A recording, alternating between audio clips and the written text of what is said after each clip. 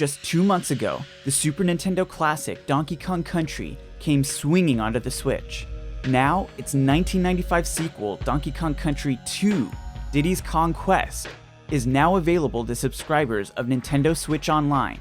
If you're playing it for the first time, it's a beautiful, addicting piece of art, one of the best 2D platformers in gaming history. Hang on to your bananas. You are now in a country that belongs to Donkey Kong.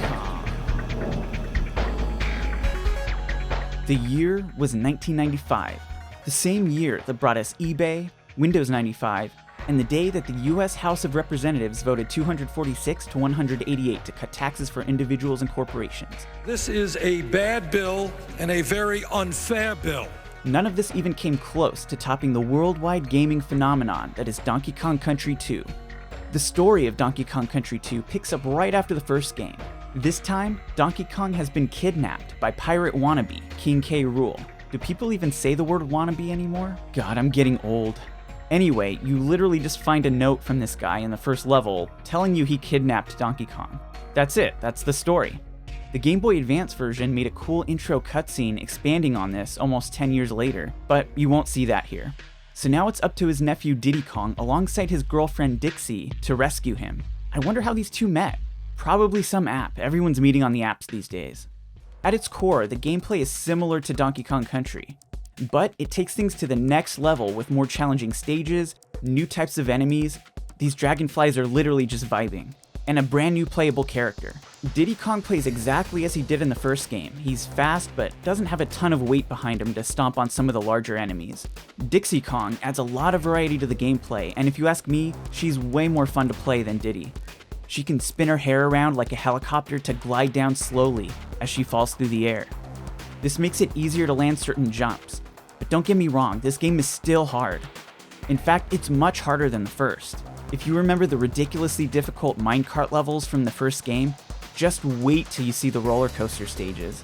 But that's the thing. Even though it's hard and sometimes you want to throw your controller out the window, you still want to keep playing. It's got that je ne sais quoi.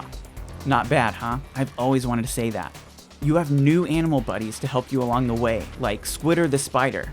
He can make web platforms to reach new heights. And he also wears 4 pairs of shoes at a time. That sounds like it would get expensive. And there's a lot more to do in the game. The world is larger and each set of levels feel unique. One of the bigger additions are these special coins scattered around the levels that unlock the Lost World, a collection of bonus stages you need to complete to see the true ending of the game. Also, it feels so good when you get one of these DK coins, and they're not even that important, they don't unlock anything. I guess that's how dopamine works. I don't know, ask your doctor. You're gonna want to use the save state feature, a lot. We didn't have that back then on the Super Nintendo, and the game felt impossible at times. If you ran out of lives, it was so repetitive to have to go back and beat the last few levels to catch back up. At the very least, use the save state after every level. Otherwise, you have to beat several levels in each world before you can save your game at the Kong College, which is actually where I got my degree. If you've got a friend nearby, you can play this game co-op on the same console, with another person controlling the second character. The graphics in this game are incredible, and the animations are even more refined than the first. Like the first game, each asset was meticulously modeled and animated in 3D on computers, and then converted into 2D sprites. The result is gorgeous graphics that are unmatched by anything else on the Super Nintendo. And the independent layers of graphics in the foreground and the background give the game an illusion of 3D depth. I love the way the water looks in the early levels, especially as the sun goes down. This could all only come together through a combination of inspired art direction and brilliant software engineering. I know it might sound like I'm exaggerating, but there just isn't a better looking Super Nintendo game. As a kid, I was blown away by these graphics, and it still looks beautiful on the Switch's screen today. I just wish there was an option to make the borders black. Please, Nintendo. Just like the first game, the music that David Wise composed for Donkey Kong Country 2 is iconic.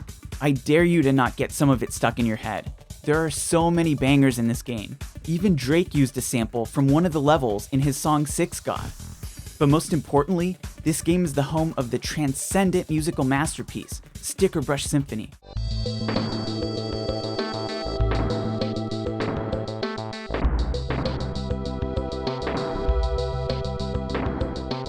you're gonna want to play this game with the volume up. I'm so happy to finally see this game on the Switch. In my opinion, it's the pinnacle of the Donkey Kong franchise, and I'm excited to see new generations get to play it for the first time.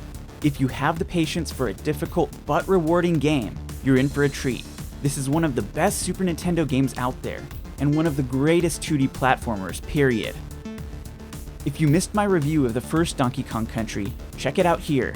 And if you want to catch more gaming content every single week, make sure to subscribe.